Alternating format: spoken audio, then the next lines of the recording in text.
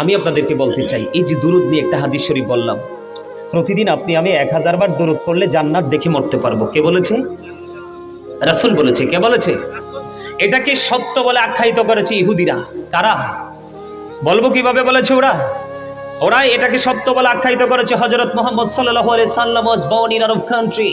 His father's name was Abdullah. His mother's name was Amina.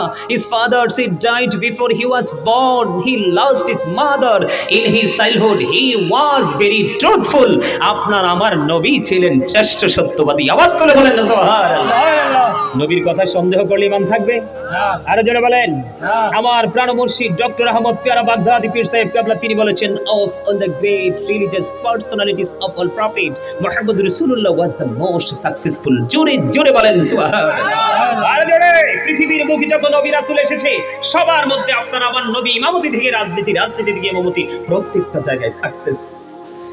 আপনারা আরো বেশি খুশি হবেন। আমি সবসময় বলি I am very successful person, তার কারণ আমি আখির নবীর উম্মত হতে পেরেছি। এটা হচ্ছে আমার জীবনের সবচেয়ে বড় নিয়ামত। তার কারণ হলো আমেরিকার গবেষক মাইকেল এইচ হার্ট তিনি 100টা প্রভাবশালীর তালিকা করেছেন। কত?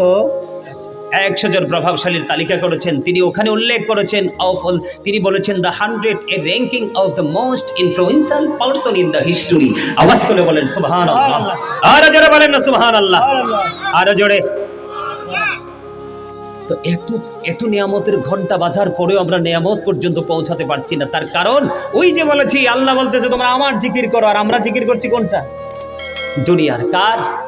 আমি জিকির একটু পরে আসছি, দুরুদ আগে শেষ করি। দুরুদে আপনার পক্ষে তো বন্ধুরি আমার, জুমার দিনে কেউ যদি রাসূলকে ভালোবেসে মাত্র 80 বার দুরুদ পড়তে পারে, এই মেলবাড়ি পূর্ব পাড়া এ গ্রামের আমার ভাই বাবার, আমার আপন স্বজন, পাড়া পড়শি, বিশেষ করে এখানে আমার অনেক চাচি জেঠি দাদু ফুফু রয়েছেন আশেপাশে, সবাই আমার আত্মীয়।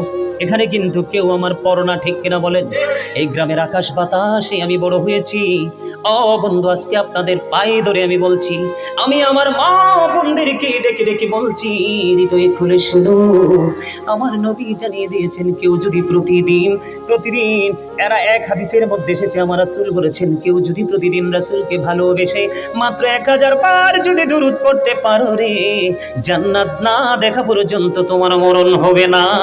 আর জুমার দিনের ফজিলত সম্পর্কে রাসূল বলে দিয়েছেন, কেউ যদি রাসূলকে ভালোবেসে প্রতি জুমার দিনে মাত্র 80 বার যদি দরুদ পড়তে পারে, আল্লাহ রাব্বুল আলামিন খুশি হয়ে তার 80 বছরের সগীরা গুনাহ মাফ করে দেয়।